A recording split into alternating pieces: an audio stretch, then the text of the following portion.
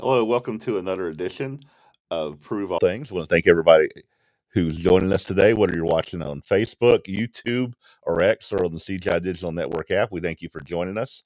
And for everyone else watching this later, we thank you for joining us as well. I'm joined with co-host Mike James. How you doing, Mike? Hey, Jeff, doing well. Good to see you. We're in July in California, so getting a little hotter here. I don't like it, but I got to deal with it. Mm-hmm. Yeah, just got back from summer camp this past Sabbath. We actually started summer camp, the Searchlight, the Spotlight summer camp that we have here. We had kids from Texas, Tennessee, South Carolina, I don't know, North Carolina, Georgia, all coming from different places to summer camp here, and it was put on by Church of God International, the Independent Church of God in Atlanta, and also the Christian Ambassador. So 3 groups coming together. We have this summer camp. We had about 40 kids, and it was great. It was a wonderful time we had. Uh, it felt longer to me because the stuff I was doing and all the kids and all the fun we had, but we had a lot of fun. We did a lot of good things for the kids during that summer camp, and we're going to definitely do it again next year and try to make it bigger. We just started out small because we want to see if we could get it done, and we were able to do it. So we will be able to grow it in future years to include more children. So it was a very, very fun time. Great. Glad to hear that went well, and we're planning on doing it again next year. And let's continue to get the word out about that. Yeah. Yeah. So it's just working together as like what it was, working together with these, with independent groups and CGI doing something that was needed, and creating. I guess our summer camp is probably different than any other summer camp out there. And I'll in a future episode I'll give you some pictures and show some things about it as we go. But right now, just leave it at that. Sounds good. Sounds good. So how things been going with you?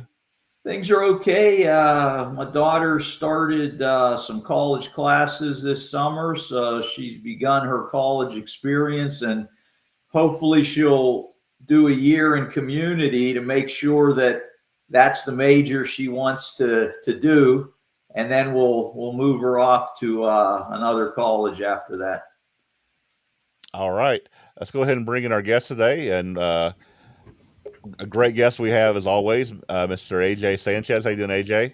Great guest. It's stepping it up. First I was a special guest, and now I'm the great guest. Now you're a great guest. Yeah, because the last episode we had with you, we went over the location of Sinai, and that was very interesting and informative. It was a lot of stuff that I'd never heard before, which was really good stuff. So we had some good feedback for that program, so we thank you again for that. Yes, appreciate it. And that's a lot of the issues here. Is a lot of the things people haven't heard, and the question is, well, why? It's almost like our academics and our history professors aren't telling us everything. Mm-hmm. So I have a guest with me right now as well. My daughter Esther is here, and she got a boo-boo, and her dad feels like a total jerk because he wasn't watching her, and she climbed on the couch and she fell down. But I learned a secret about parenting. It doesn't matter what happens if you feed her enough watermelon, all their problems go away. So mass quantities of watermelon is the key to good parenting. Great to see Esther. Yeah, she got a little boo-boo, and she got a strawberry, and I'm going to feel bad until it goes away. Okay. But I've learned my lesson, all right? I'm going to keep a better eye on her. Hey, it's all about learning, man. All right. But yeah, I'd love to talk today, and the topic I'd like to introduce is what happened to the lost 10 tribes? Are they lost? Mm-hmm. Did they? Right. What happened after they were conquered by the Assyrians? If you go on YouTube or something, you'll find so many different ideas of what happened to them. There's so many ideas out there. Agreed, but most of your established papers, documents, encyclopedias, Wikipedia, they'll all tell you that they're going to tell you they were very small in numbers. Mm-hmm. Northern Israel was very small in numbers. B, they got decimated by the Assyrians, and whoever was left just got assimilated in with everybody else. But as I'm going to show, the records don't show that. The records show Okay. quite a few Israelites, not just a half a dozen, Right. and they got taken into captivity, not destroyed. But if we do a quick overview for those who aren't aware of the situation, I can kind of go through some of the beginnings of what led up Right. to it. So, as most Bible students know, the um, 12 tribes of Israel were made up of the 12 sons of Israel. And when Moses, or I guess it would be Joshua, entered into the land, he divided up the area according to the 12 tribes. And at that time, they had a united kingdom under David and Solomon, and you could say under Saul as well. But then around 920 BC, as we know from scripture, King Rehoboam had an awesome idea. You know, the nation of Israel that was struggling with the tax burden of Solomon asked Rehoboam for tax relief, and instead he decided to raise taxes beyond anything that was done before. And for some strange and unknown reason, there was a civil war, and the nation split into two nations. And Mm-hmm. so instead of having a single nation of Israel, you now have two kingdoms, the northern kingdom of Israel and the southern kingdom of Judah. And it stayed that way for a couple hundred years.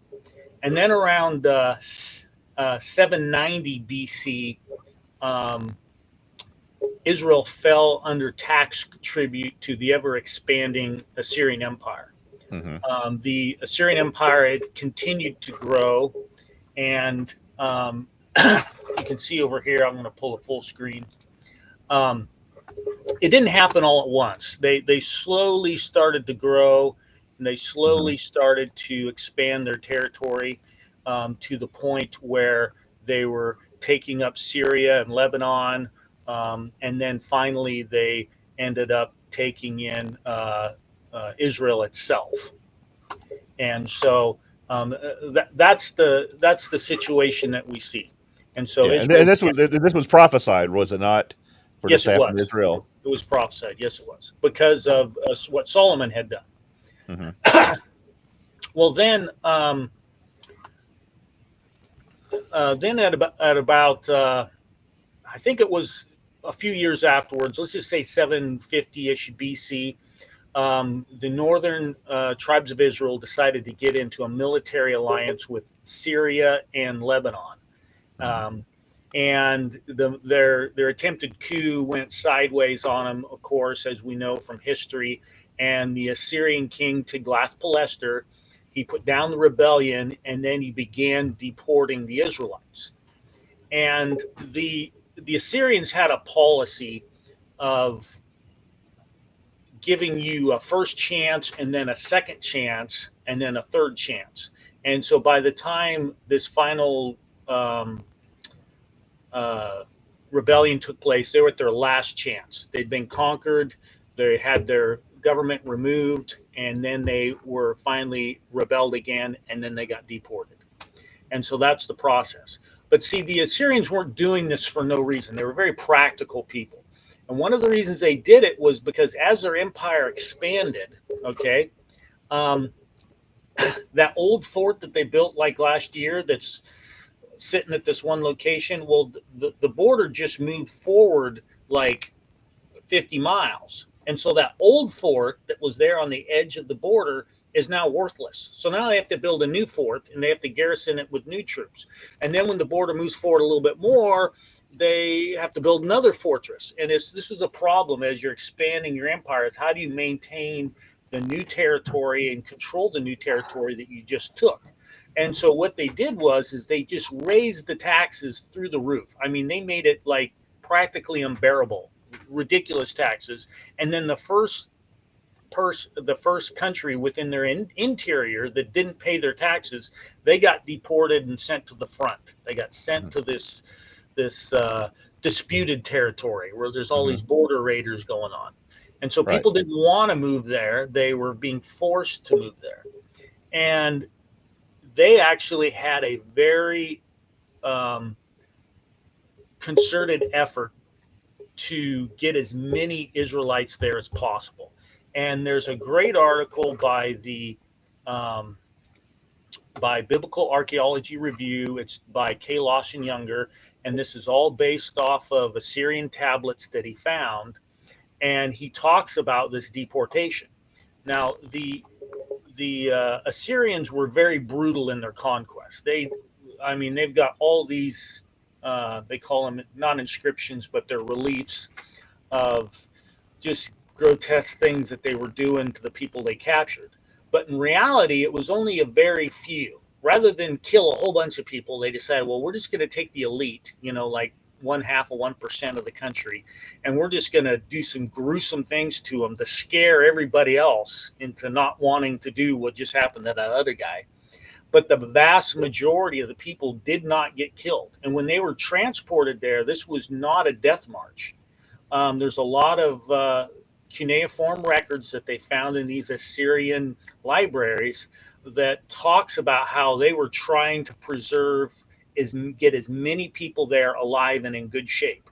There was one Assyrian captain that talked about how his captives fell sick. And so he was told by a superior commander to wait there in this location where there's food until everybody got well and then transport them.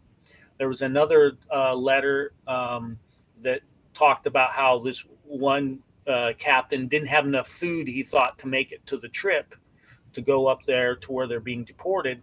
And so he gave some of his captives to another commander so they could both make it and get all the captives there alive. And then there's another letter that was scolding a younger captain or inexperienced and basically saying, listen, it's your responsible to get everybody there alive. If you don't, you're in trouble.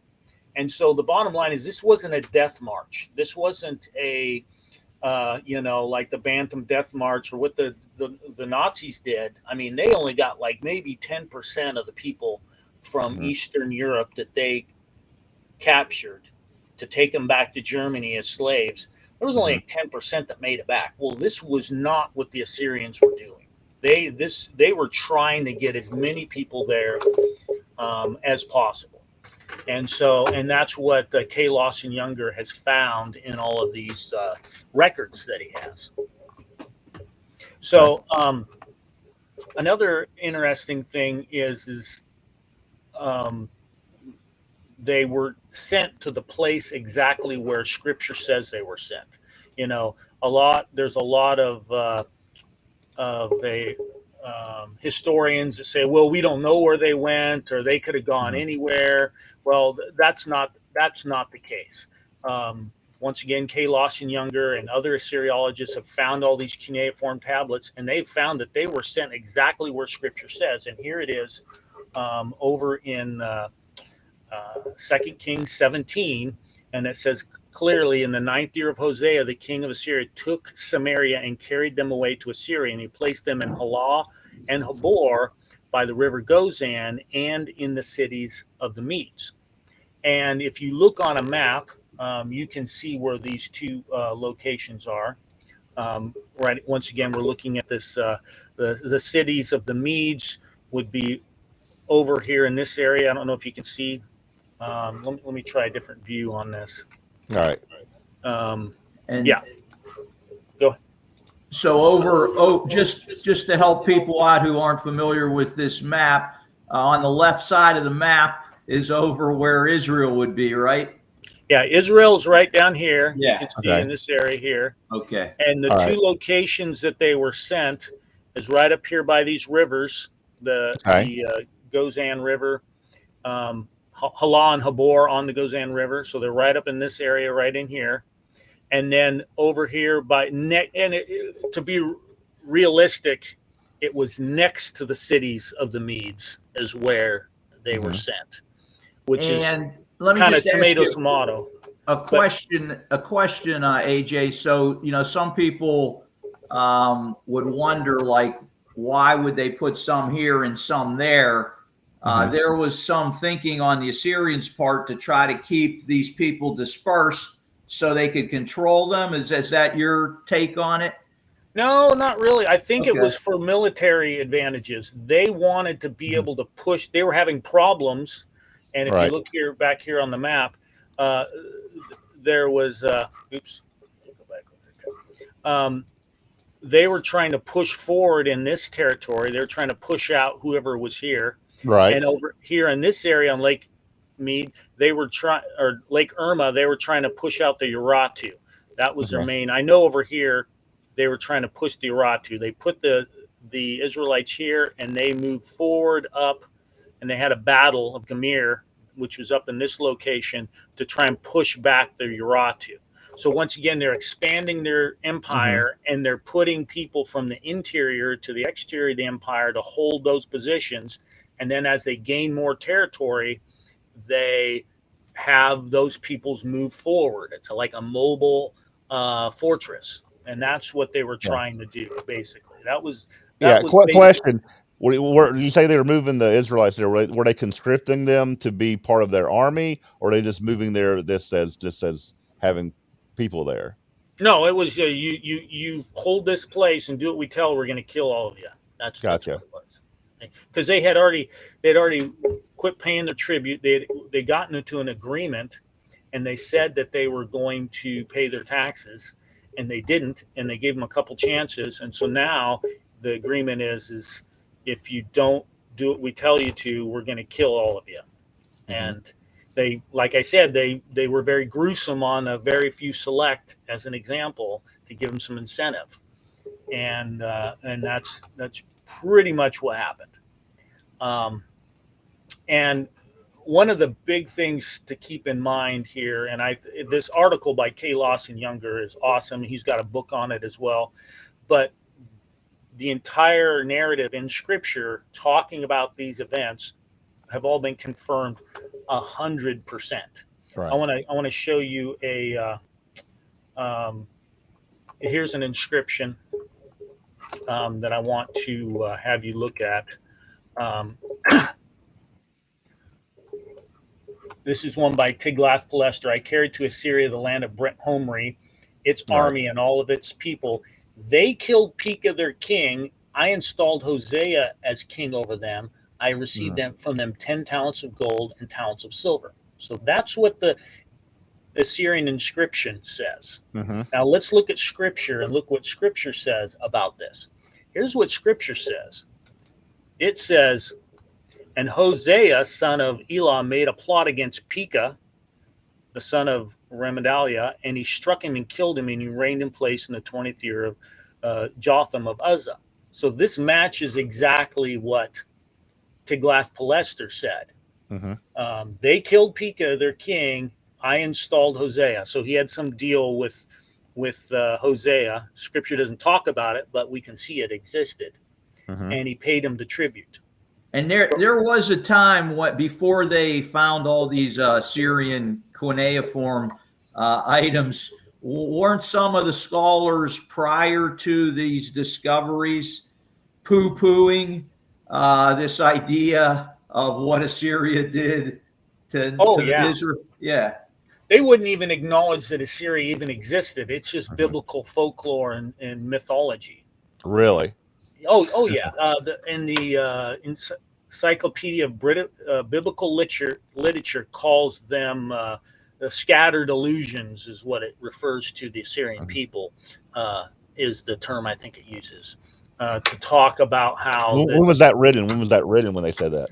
That was written. It was written pre archaeology, pre Assyrianology, obviously, because they found Nineveh, I believe, in the 1840s, I think. So it's pre-1840s. Right, gotcha. But within academia, we have to realize at about the 1830s, definitely by the late 1800s, it was the consensus of pretty much all of academia, and it's been this way ever since, to try and, well, they're atheists, they're against the Bible, to try and disprove Scripture any way you want to.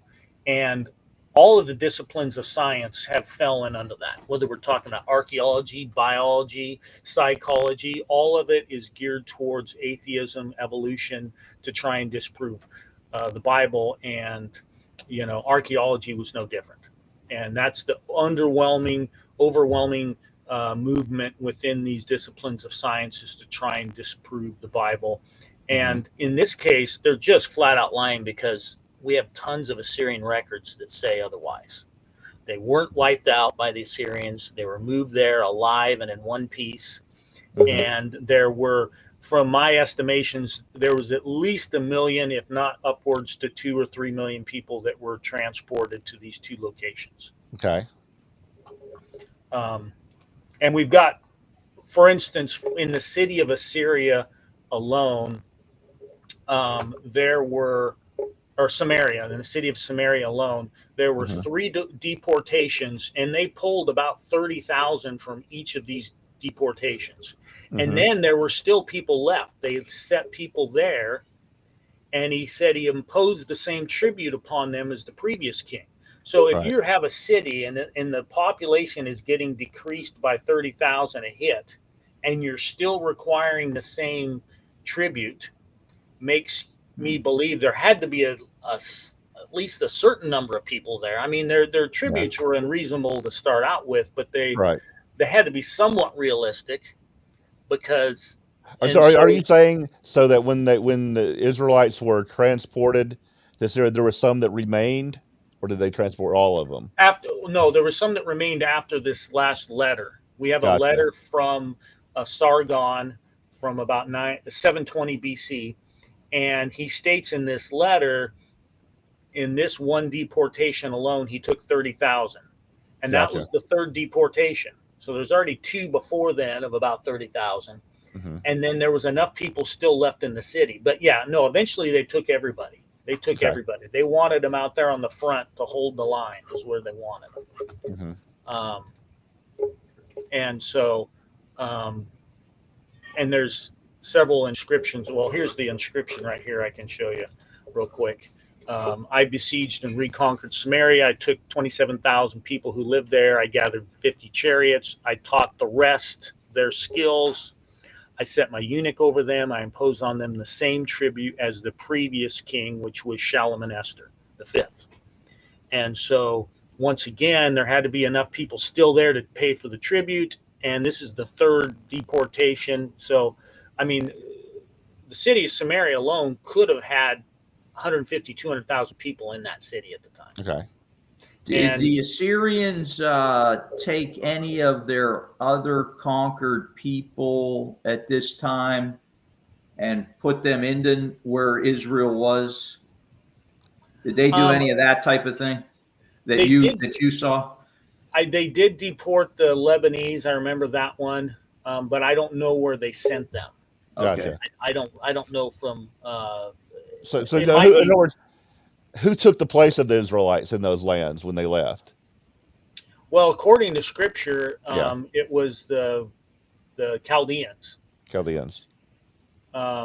He had moved them over there. They weren't paying their taxes apparently, and they swapped them over to that location.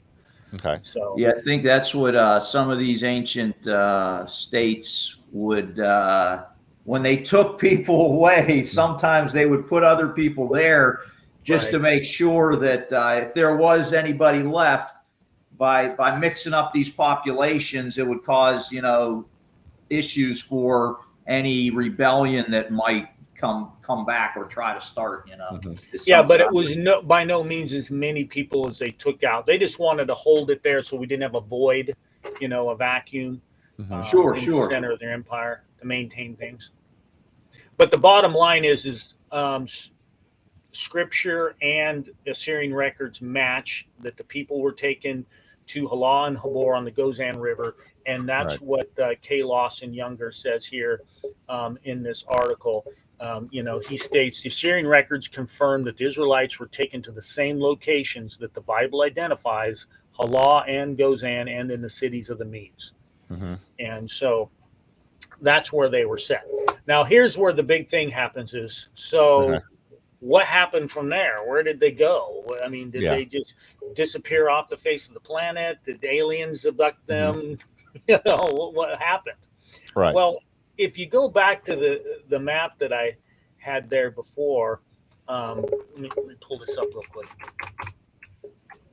It's interesting that in these two locations, Halan Habor and the city of Goman, there were two groups of people that appeared out of nowhere at the exact same time. The Cimmerians right here and the Scythians. Remember, the Israelites were originally sent over into, the one group was sent here, and then the other group was sent over up in here.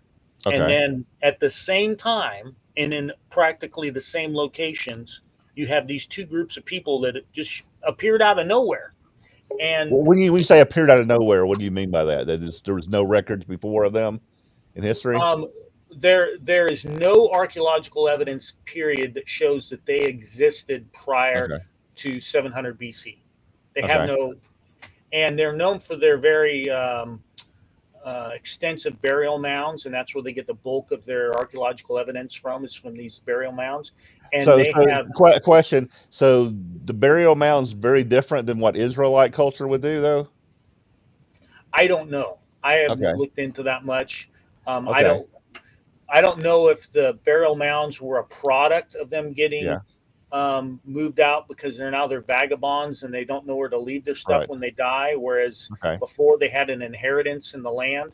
So it could have been a product. But the Cimmerians and the Scythians both, and that's kind of interesting. If they were deported at the same time, they both were known for these burial mounds. And I could quote you a ton of archaeologists. I don't know how many you want. I got here Jan Barnett, Renette Rolls, Tamara C. Rice from her book Scythians and Scythians, Sharon Turner, Angus Sutherland. I got a ton of quotes here. You tell me which one you want, where they will all admit that they have no archaeological record of the Scythians or the Cimmerians existing prior to the 7th century. And they show up. They do have the burial mounds after that. That's their main.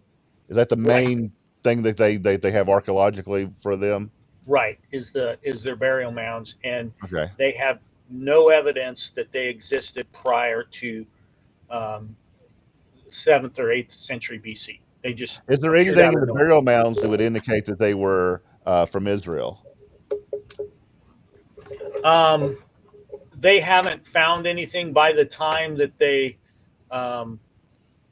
most of their stuff is bones, and there may be a few swords. They have a few gold inscriptions or figurines that they've found, but there's no writing on them. All they know from them is they had a lot of hair, and they had full beards, and they rode horses, and they shot bows from their horses.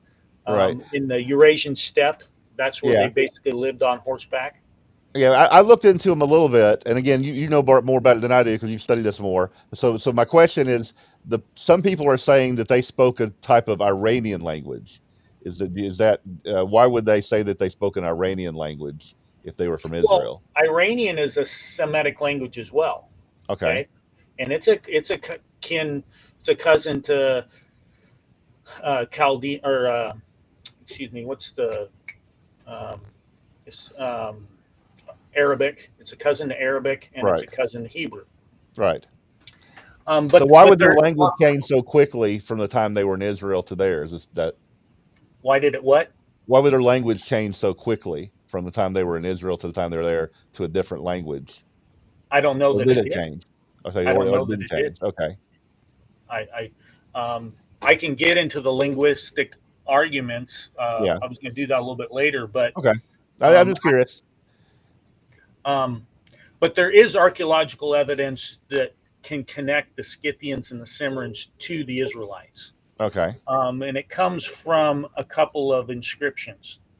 The one inscription that we're going to bring up here is the Behistine rock, or the Behistine inscription.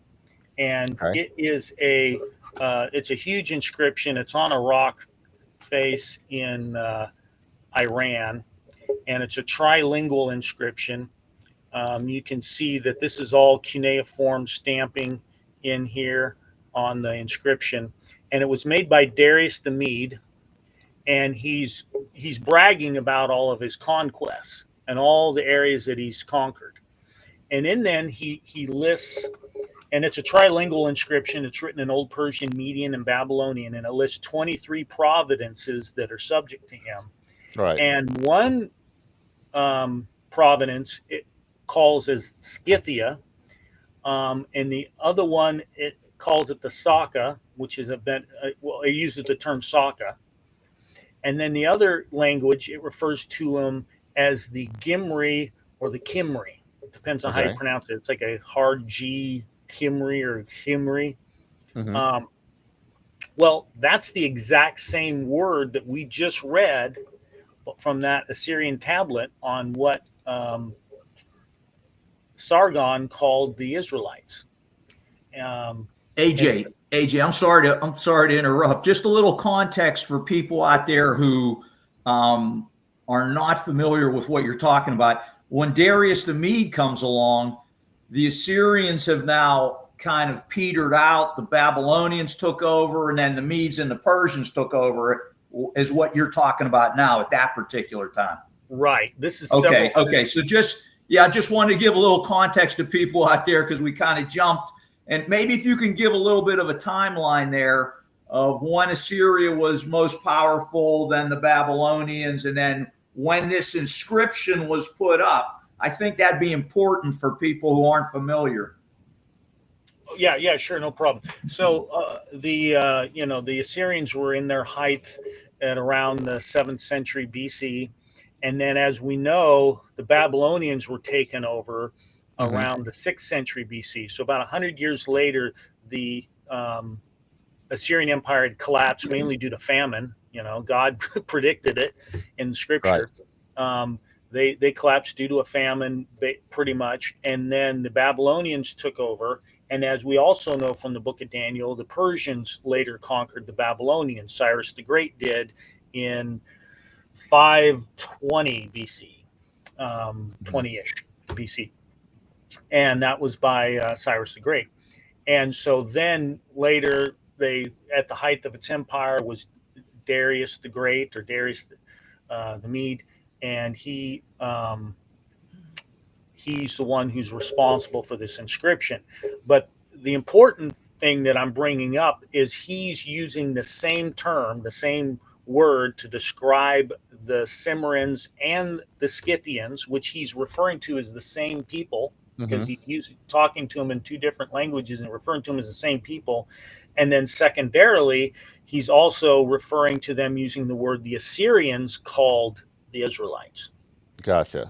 And so I think that's a significant point that you're making, that there is some historical information that makes a linkage between Israel and these people that you're talking. There's his history to that. Right. Now, again, I'm not going to get into the whole discussion right now, but I just want to make sure everybody gets that point. Okay. Yeah, and then another big confirmation to this is the black obelisk. This is an Assyrian obelisk. It is made of black limestone, and you can see here in one of these inscriptions, you've got this guy here that's bowing down to the king here. That's a bad version of it. Here's a better resolution. Here's the king of Assyria. There's his little winged god with the swastika in the center, like they like. And then there's Jehu, and here in this inscription in the bottom, it says Iala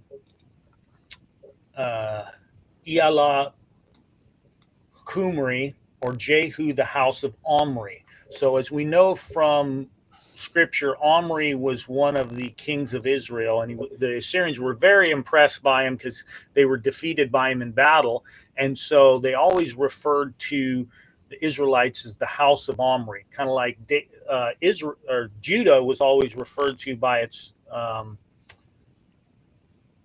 the outsiders as the house of David. And we found one of the steels that they had found refers to Judah, the kingdom of Judah, as the house of David. Israel was referred to as the house of Omri. And that's where you get this name Kumri or Humri, depending on how you want to say it, is from this term that the Assyrians used. And this connection is not lost by anyone. There are archaeologists who aren't atheists that can confirm this, and one of these is Sir Henry Ralston. He's considered the father of Assyriology, and he says this: "We have reasonable grounds for regarding the Gimri or the Cimmerians, who first appeared on the confines of Assyria and Media in the 7th century BC, and the sockeye of the Behistine Rock nearly 2 centuries later, identical with Bet Kumri or Kimri of Samaria, or the 10 tribes of the house of Israel." So, I'm not the only one that has made this connection, and they had in the past. It's only recently, due to atheism in our universities, where they've tried to destroy this evidence, bury it the best they can. And so, I have a question. Just to see if you have some people. Again, you talk about the atheists and the people who look at stuff. Well, people have they've looked at these burial mounds and they've done DNA analysis of the peoples who lived there, who were, I guess, Scythians, and they say that the DNA doesn't match the DNA of people who were from Judah. okay, You have a response to that? I'd love to answer that question. Give a response to that. So the way they do DNA tracking is that they look at what they're called SNPs, and I can't remember what it's a long genetic word for SNP, and it's basically a variant, a mutation, because everybody's DNA is almost the same. Haplograph? Right? Does that sound familiar? I think it's a SNP is what it's called. Okay, all right. Okay. I think it's called a SNP. Anyway, it's just a mutation, and that's how they because we all have these little genetic mistakes where they're encoding DNA and a mistake happens, and that's how they can trace people, is by these little mistakes. Right. And so they identify these certain SNPs with certain groups of people. Well, the further back they go, it's harder to trace them. It gets very hard to trace them. In the early stages, where you've got 20 people that are all a relative of this one guy, and he was a Jew, and so then we can identify him with that SNP, and anybody who has it is a descendant to his. And so they find this one SNP and they can identify it. Well, they're having problems going back further than the Middle Ages as far as finding and identifying SNPs that are area.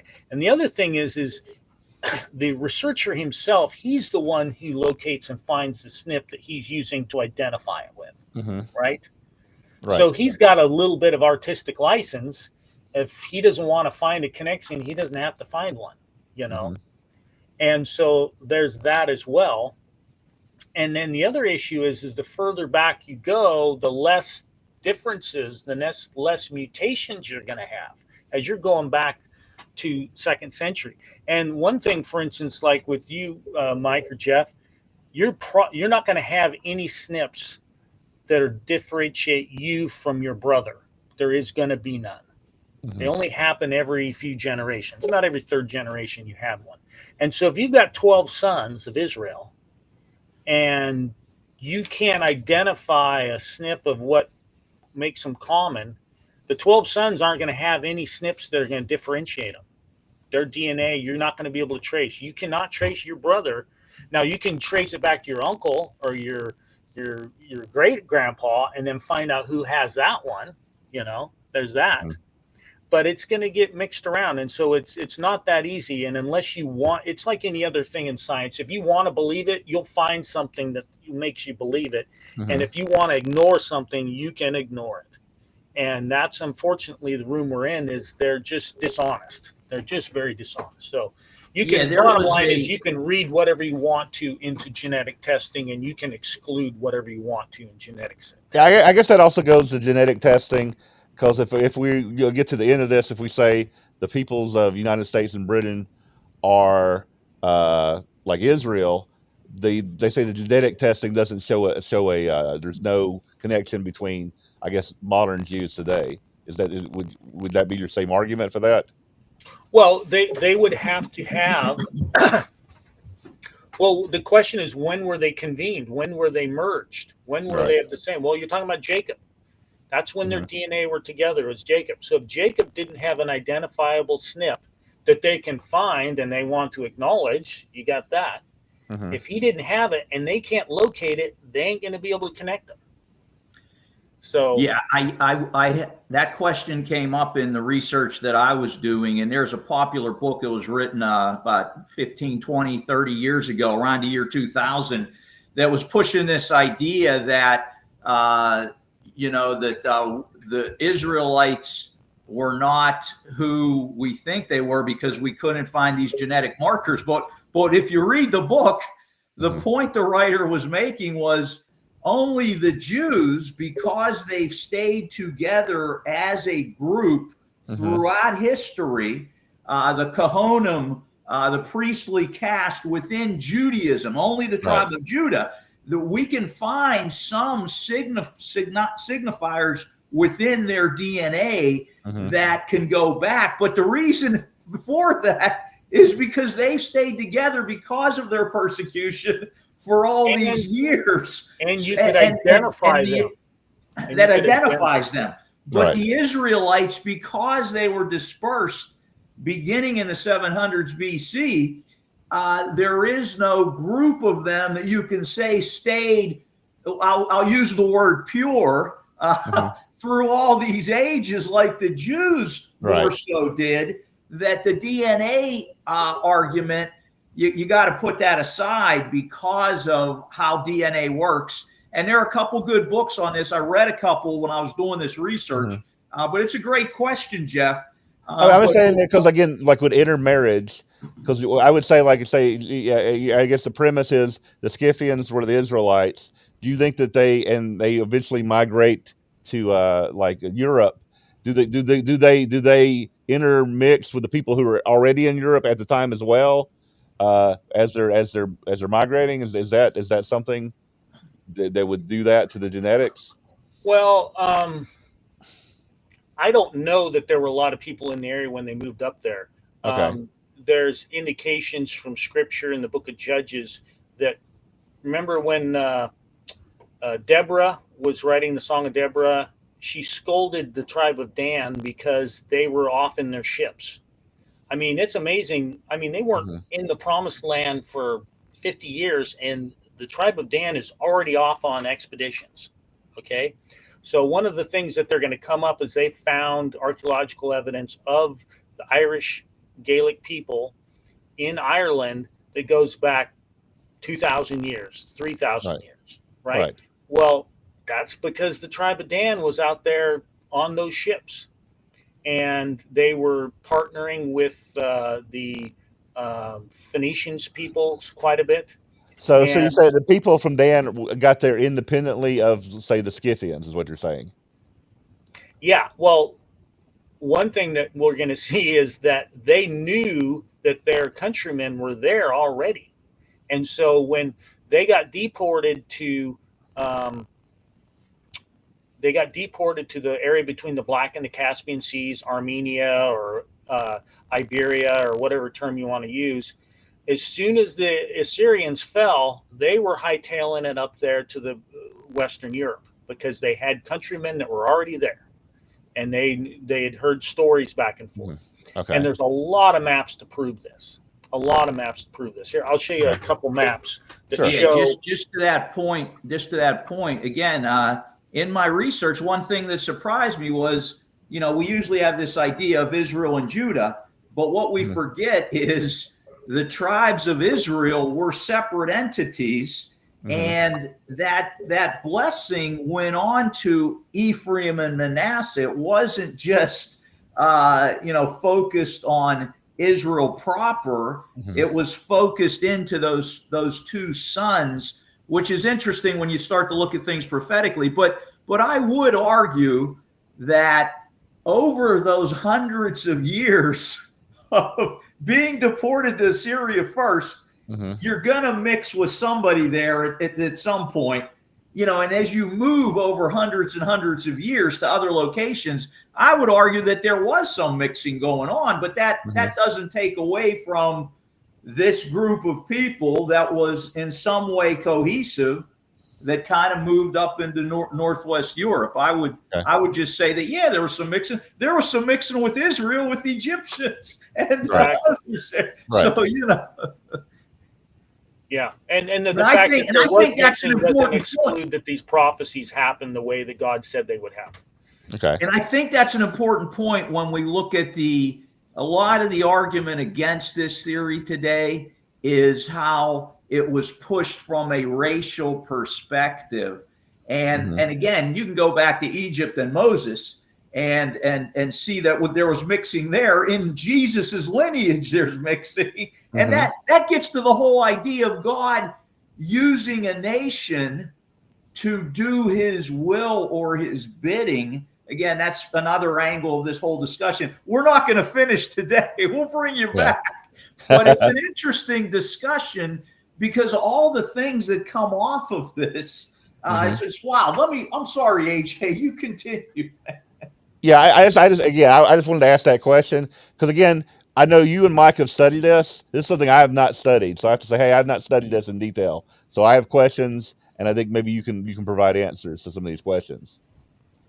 Yeah, and I would say everybody can bring up valid questions, and you're not going to find necessarily that many smoking guns. There's a couple smoking guns, but you see this preponderance of evidence, and as you see more and more evidence come forward, you can't discount all of them because you haven't found a genetic marker by biased, biologists who want to prove the Bible wrong. Right.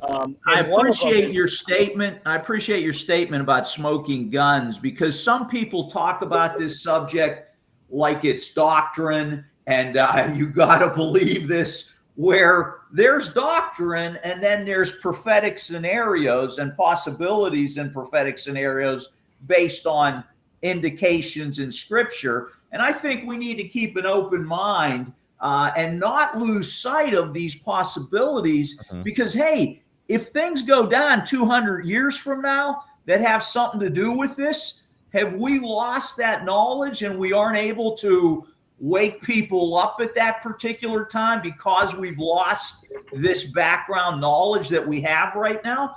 That's why I think this is an important thing to keep in conversation.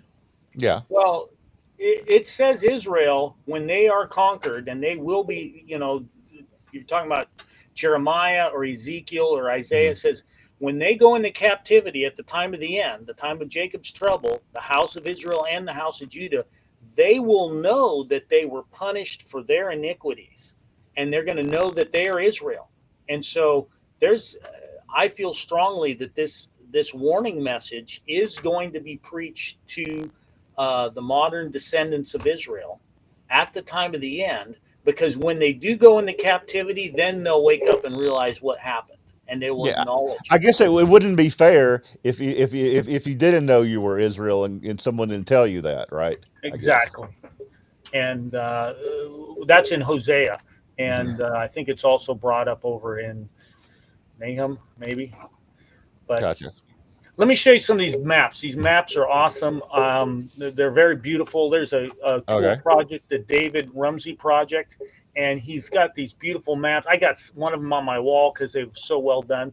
But how long have you been doing this specific research, AJ? Like just it's been a while. Yeah, it's been a while.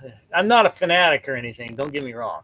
Right. But anyway, here's a map, and this is from the Roman Empire. It was actually produced in 1570, but it's depicting the Roman Empire. And if you look over here in the side comments, it says the Kimri are the same, or the Cimmerians, excuse me, the Cimmerians are the same as the Cimbri. Okay. What year? Do you have a date on this map, AJ? Any idea? Oh yeah. It is 1623.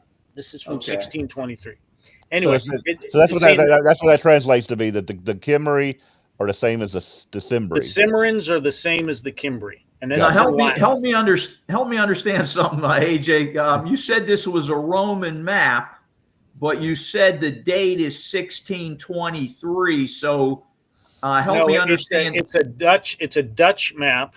Okay. The Dutch were famous for their maps, and this is a map of the Roman Empire. I can't remember what year it's depicting, but it's a map of the Roman Empire that was produced. This was actually produced in 1623. Okay, so is this language somebody. Dutch? Is this language Dutch right here? No, this is all Latin. They made Latin, gotcha. all the good maps were made in Latin, and they Gotcha. did that up until almost the 20th century. They made all the maps in Latin. So just to answer a question for me, so somebody who was Dutch in the 1600s had access to old Roman maps, and they reproduced this. Is that the correct? Okay, correct. Got it. All right. Okay. I'm just trying to bridge that gap between the Roman Empire to 1600s. Okay. Right. Yep. And there's a ton of encyclopedias that make that connection between the Cimbri and the Cimmerians, right, and the Celts. And so here's another map. This map is from 1812. It's also a map of the Roman Empire. And here you see the Cimbri or the Cimmerians with the Angles, the Saxons, and the Cossi, the Caucasians. The Caucasians came from the Caucasian Mountains, which are once again between that area, between the Black and the Caspian Sea.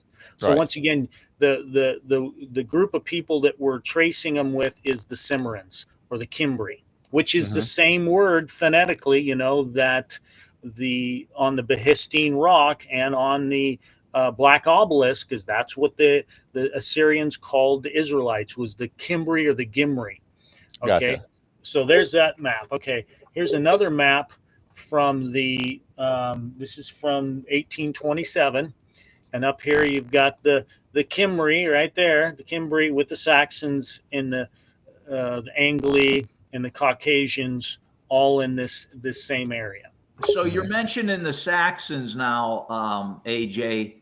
So again, we were starting with the Cimbri and the Scythians. So what's your take on the Angles and the Saxons who also came into this part of the world? Were they peoples are you saying that they were in Eastern Europe at one time? What's your thought on connections between the Anglo-Saxons and Cimbri? In 500 AD, all these people here invaded Great Britain. Okay. And there's a book called The Book on the Taking of Britain. It's called The Brute is the word it's used. It's called The Brute. And it talks about this invasion from these people in northern Germany that moved into Britain. And all these people, the Cimbri, the Saxons, and the Cossi, we know are all now, the Caucasians are all now in Britain. And this migration took place at around 500 AD. And there's various historians that have talked about it from the time that it happened, where they've written this stuff down. But the point that we're getting at is, the Cossi and the Saxons, well, that's a word that Darius the Mede used to refer, the Sakai and the Saxons. Okay. Same, very similar. So that's the same word that Darius the Mede used to refer to the Saxons, and he also referred to them as the Cimbri. So two of the three languages he's referring to them here in Northern Europe. So so what time period?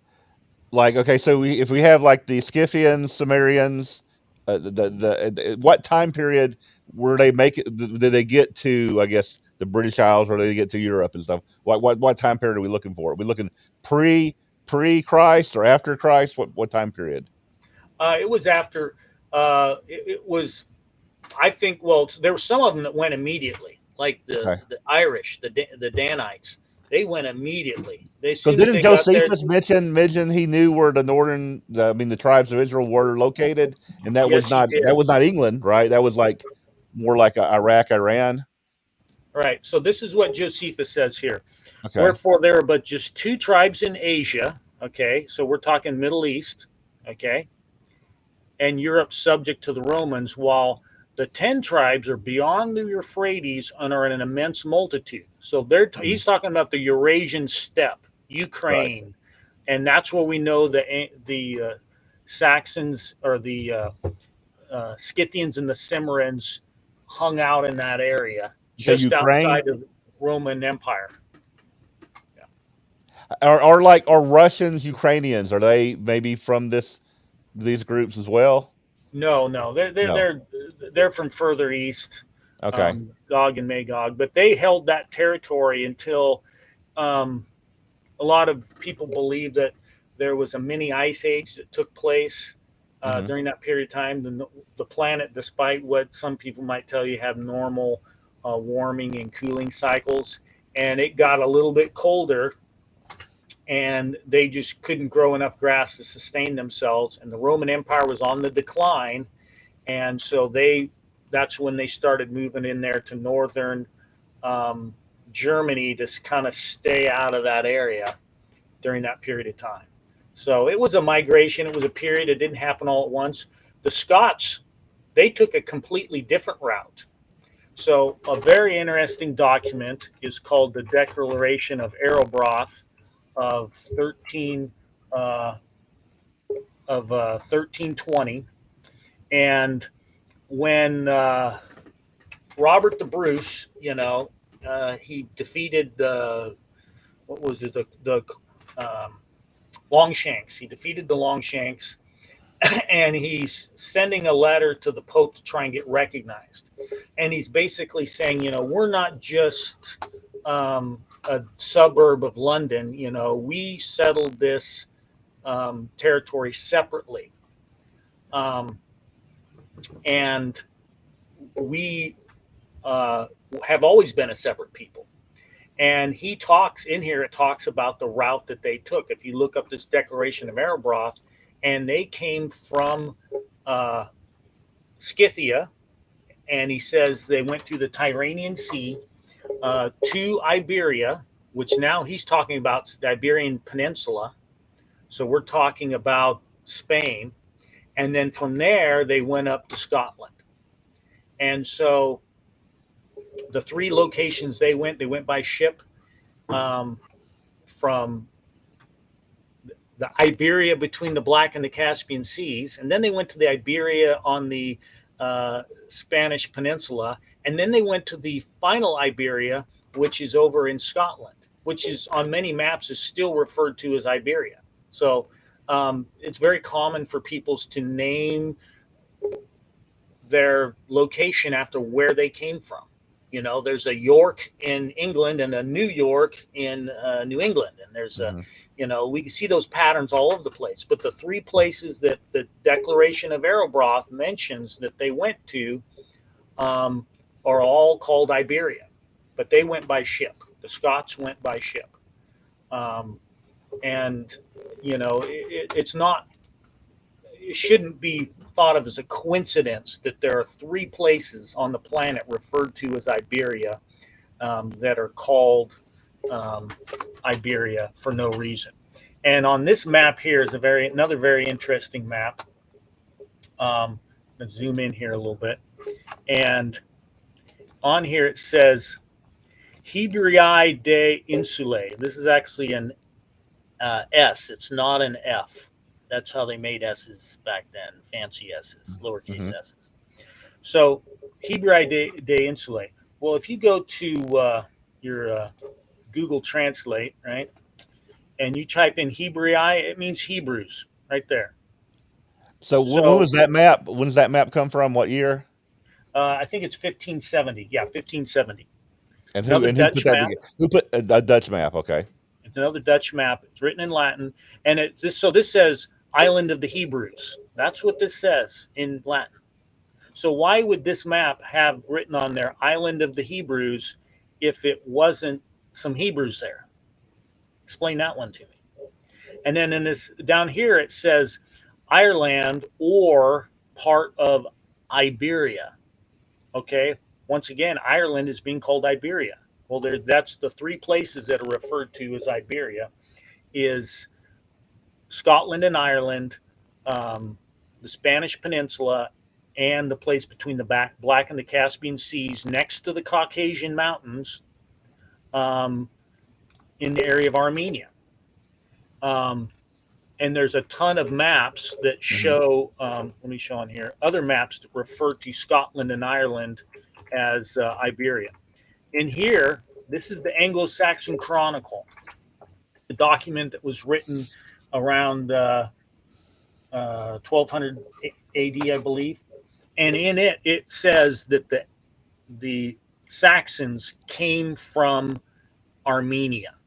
Right here, if you look in real phone, this is actually Armenia right here in Latin. Once again, it's in Latin. And once again, that's that same area between the Black and the Caspian Seas where we know that the Scythians and the Cimmerians settled in. And so there's just, I mean, there's like 10 more documents here I could go for, ancient documents that refer to the Scythians and the Cimmerians in the same location that all of Northwestern Europe says they came from. Yeah, and I think what's important to recognize, like I worked at the Central Intelligence Agency and we gathered data about different issues. You're never going to have all the information you want. Okay. Right. You never have all your information. So there's always holes in information. But I think when you look at this subject, it's intriguing that there is a lot of information that makes you scratch your head. And yeah, again, there's definitely holes in it. Yeah, definitely for me, like for me, that one island of the Hebrews like makes me, like that's very interesting. Why would they write that? But listen, AJ, we're going to bring you back for this subject because we haven't really scratched the surface. But you got about 8 minutes left. Figure out what you want to do to kind of end in about 8 minutes so we can pick it up next time. Okay. I won't go with any more of the archaeological historical evidence because I could just keep going on that. But I want to talk real quick why this is important. Okay. Why do I care? Okay. Well, two real reasons why you should care is one is all the promises that were given to Abraham were not fulfilled by the modern nation of Judah and Israel, the modern nation of Israel. Okay. They just weren't fulfilled. He says, you will make your descendants as the sand on the seashore. You shall possess the gates of your enemy. That is not the Jews. Okay. Sorry. So let me throw this at you, AJ, because as I was doing the research, I got some of the critical side of this, and so some people argue, well, wait a minute, they controlled the land of Canaan, and all the Canaanites, for that land, they had total control of Canaan at least, and that was the gates of their enemies on a small scale, some people argue. So again, I'm with you, but how would you respond to those who say, and there are a couple scriptures in the Old Testament, like where it says, that they are a plentiful, but then you have a scripture in Hosea, like Hosea 1:10, that's talking about the future and saying Israel's going to be as the sand of the sea. And Israel's already gone in history when Hosea is writing. So he's got to be talking about a future. But what you've probably seen those scriptures I'm referring to in the Old Testament that seem to, for some people, answer that, oh, well, it's confirmed in this, it's confirmed in that to some degree. What are your thoughts on that? Well, but there's some scriptures that you can't say that with, like where it says, a nation and a company of nations shall proceed from you. Right. You could argue, about a company of nations, people have argued, they say, well, isn't the tribes a company of nations? That's the argument I've heard, that the tribes were the company of nations. Well, no, because so Jacob is talking to his sons. He's talking to Joseph, and he says, Genesis 48:19, I know my son, he shall become a people. He's talking about Manasseh, and he also shall be great, but his younger brother, Ephraim, shall be greater than him, and his descendants shall be a multitude of nations. So tell me where the tribe of Ephraim became a multitude of nations. You can't say that. You can't and that is what he's reading there, Jeff, is from I believe Genesis 49, right? Right. Okay, and now people argue about when he says in the last days, but I did some research on that phrase last days, because some people say that means latter days, so that could be sometime in Israel's early history, but that doesn't make sense. when you get what AJ just said, but also for Judah, it said that Shiloh is going to come and take the scepter from somebody in Judah. And we know that, wait a minute, Judah stopped in the 580s BC with a known king. Right. And then it's 500 years later. If you want to argue that it's Jesus Christ's first coming, you got to say this: Jesus Christ didn't take over the scepter when he came. He didn't come to rule. He's coming to rule when he comes again. So there's some interesting things here you get into this discussion about when you look at this stuff. Yeah. But I'm sorry, AJ, finish up your point. Yeah, go ahead. No, and there's a bunch of more scriptures that, if you're looking for the loose brick, you can find it. But if you're looking for the conclusive passages, and one of them is in Deuteronomy 33 that says, Ephraim and Manasseh shall push their peoples to the ends of the earth. They're going to push their enemies to the ends of the earth. And so there's no empire on the planet that has ever pushed their enemies to the ends of the earth other than the British Royal Navy and the American military. I mean, we can go anywhere on the planet and put the hurt on anybody. Okay. Yeah. So that's not happen. Yeah. Right. And so I've read the critics on that verse, and they will argue, well, Israel pushed the Canaanites out, and I get why they're saying that, but it says the ends of the earth. So again, is it hyperbole, or are we being literal here? Right. And if you want to make it into an analogy, you can get rid of whatever you want to. It just depends on how far you want to go. Sure. Yeah. And so that, or Mike, is it a duality? Is it something that happened then and happens later? Yeah. So that's an AJ. What do you think of that principle of duality in prophecy, where there's an example in the Old Testament, whether it's Adam or Moses or Elijah, who are types of Jesus Christ. When you look at that nationally, also that ancient Israel, there's going to be some type of ancient Israel right before Jesus comes again, and some type of ancient Judah. And again, the nation of Israel today is a good candidate, because we can say most of the tribe of Judah has stayed together in some degree, more so than any other people in history. That's a fact of history. Yeah. Well, there are also as many Jews in America as there are in Israel, pretty much. Yeah, that's true. That's true. That's the thing to know as well. You got to be careful when you're using the type and anti-type, because a type just means an example of it. Like the first destruction of Jerusalem was a type in Matthew 24 of the end times. Some of the prophecies were fulfilled. It sort of fits. It's an example that we can use to clarify the future end time events, but by no means did it fully complete the prophecy.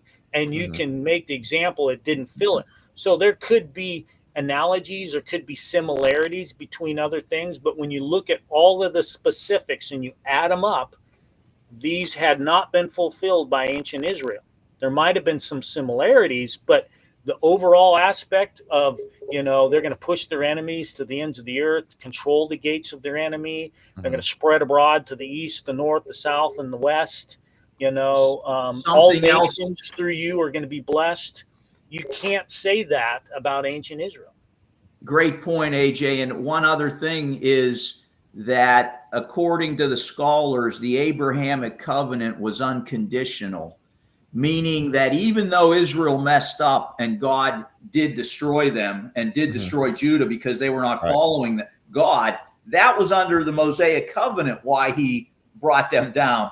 But the Abrahamic promises that were made about pushing to the ends of the earth, about being great and as the sands of the sea, nations coming out of you, that was under the Abrahamic covenant. And that's a whole other discussion that relates to this.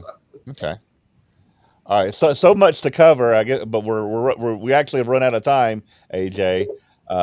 So, are you willing to come back and discuss this some more, or do you think we've covered it? Oh yeah, definitely. And I would like to show more of the historical aspects, and then show how in my opinion, you cannot understand end time Bible prophecy if you can't identify who the modern nations of Israel is. There's too much end time Bible prophecy that specifically relates to, especially the 3.5 year to the 7 year period of time, that you're not going to understand. You're not going to be ready, and you're not going to be know when to go if you're not watching what's happening to the modern nations of Israel. So we can talk. That sounds interesting. Interesting thing to look into. So yeah, we're going to bring you back, AJ. I'm going to get you a date a couple months down the road, and I really appreciate your time today. It's an interesting subject to talk about. Again, yeah, thanks for being here. Thanks for all the interesting information that you shared with us today, and we look forward to seeing you again. And for everybody who's watching today, thank you for joining us as well today with this program, and we look forward to seeing you next week on another edition of Prove All Things. So we'll say goodbye to everyone and see you again next week.